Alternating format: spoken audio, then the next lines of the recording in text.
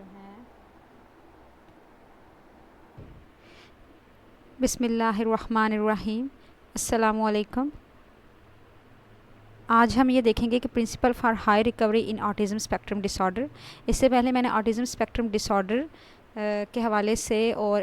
ADHD کے حوالے سے کافی ڈیٹیل لیکچر اپنے یوٹیوب پہ کے چینل پہ ڈالے ہیں، تو میں ان کے لنکس بھی انشاءاللہ آپ کو آج ڈسکرپشن میں شیئر کر دوں گی۔ آج ہم یہ دیکھیں گے کہ اس کے ٹریٹمنٹ کرنے کے لیے ہمیں کن چیزوں کو فوکس کرنا چاہیے۔ کائنڈلی ویڈیو آگے جانے سے پہلے میرے چینل کو سبسکرائب کریں، میری ویڈیو کو لائک کریں، اور اگر آپ کو یہ ویڈیو پسند آتی ہے تو اس کو اپنے فیلوز کے ساتھ شیئر کرنا نہ بھولیں۔ And if you have any question then ask in the comment section. جس طرح ایک بچے کی جو ہیلتھ ہوتی ہے، اس کو جتنا کنسرن اس کے پیرنٹس، اس کے مینٹور یا اس کا پارٹنر ہوتا ہے بچے کی ہیلتھ کو لے کر، اتنا کوئی دوسرا پرسن نہیں ہو سکتا۔ جتنا اس کے کیریئر کو لے کر، جتنی اس کی جو محنت ہے اور جتنی اس کی کامیابی ہے، اس کا دار و مدار، اس کا سارا انحصار اس بچے کے والدین پر ہوتا ہے۔ جس طرح ہم نے کمیونیکیشن ایشوز میں یہ چیز دیکھی تھی کہ ایک اسپیچ پیتھولوجسٹ اور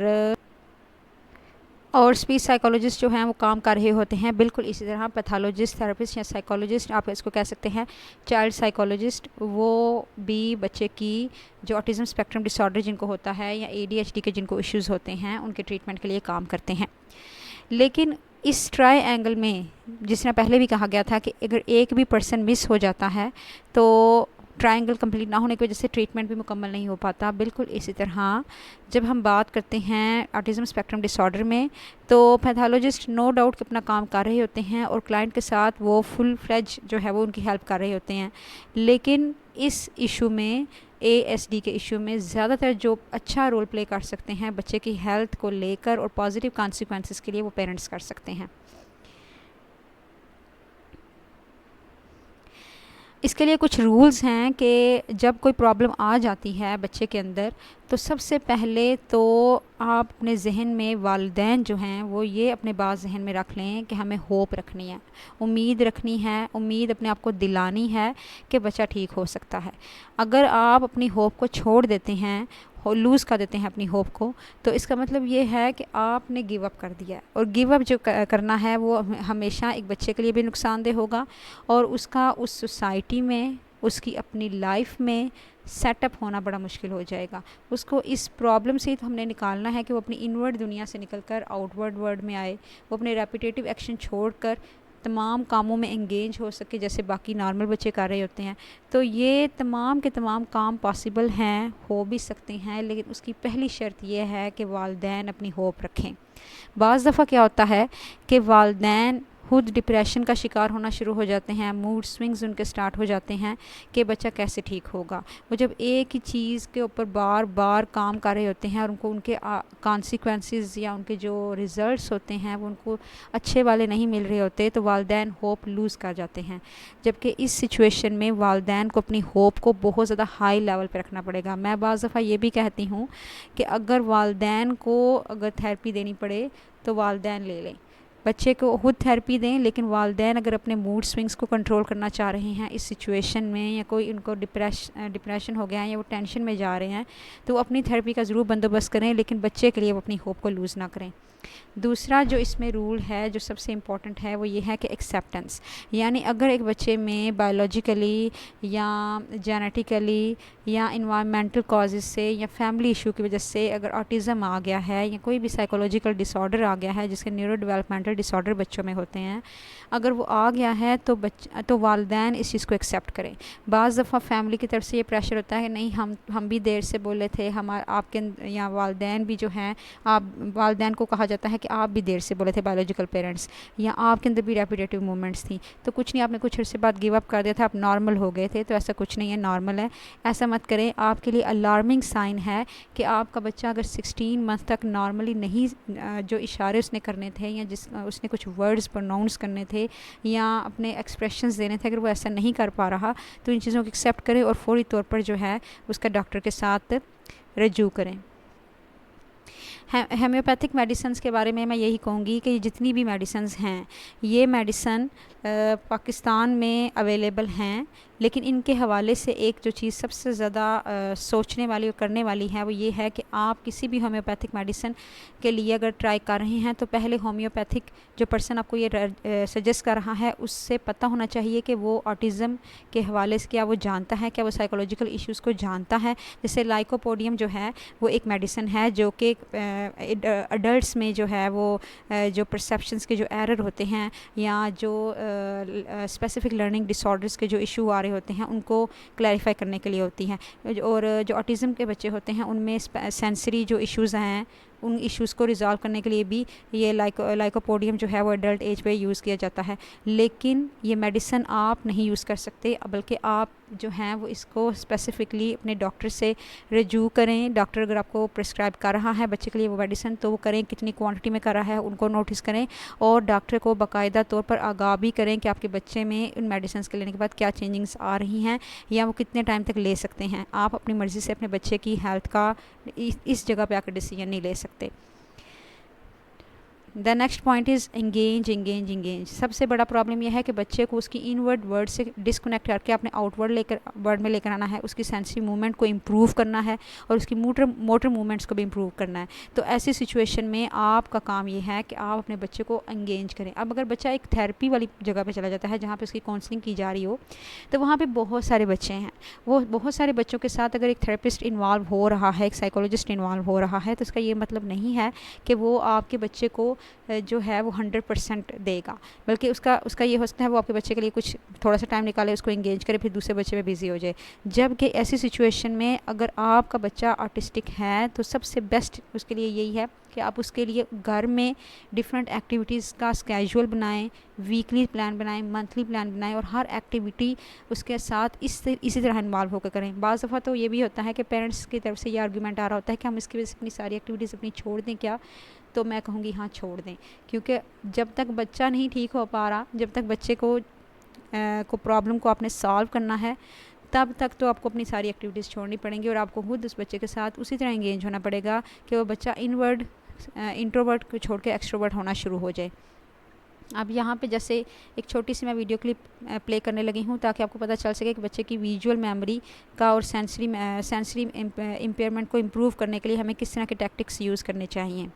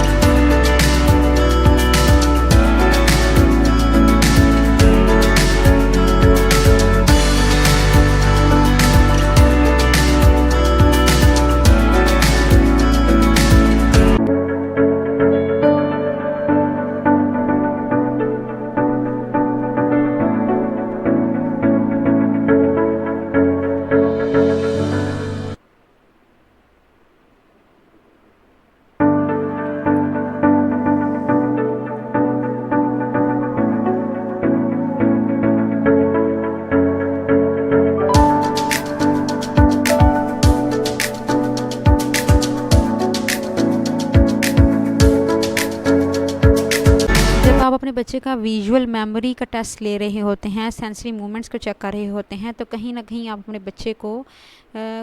کی میموری کو تیز بھی کر رہے ہیں، اس کی میموری شارپ کرنے میں بھی ہیلپ کر رہے ہیں، اور اس کے ایکسپریشنس کو بھی ڈیولپ کرنے کی کوشش کر رہے ہیں تاکہ بچہ اپنے ایکسپریشن سے اپنے آپ کو انگیج کر سکے اور اس کا فوکس پوائنٹ جو ہے وہ زیادہ سے زیادہ انکریز ہو سکے کسی دوسرے کام میں. اسی طرح ان ایکٹیویٹیز کو کرنے کے لیے کسی بھی طرح کی راکٹ سائنس نہیں چاہیے ہوتی ہے. آپ گھر میں ہی بہت سارا ایسا مٹیریل مل جاتا ہے جس کو آپ ریسائیکل کر کے بچے کی ڈفرینٹ ایکٹیویٹیز میں اس کو انوالو کر سکتے ہیں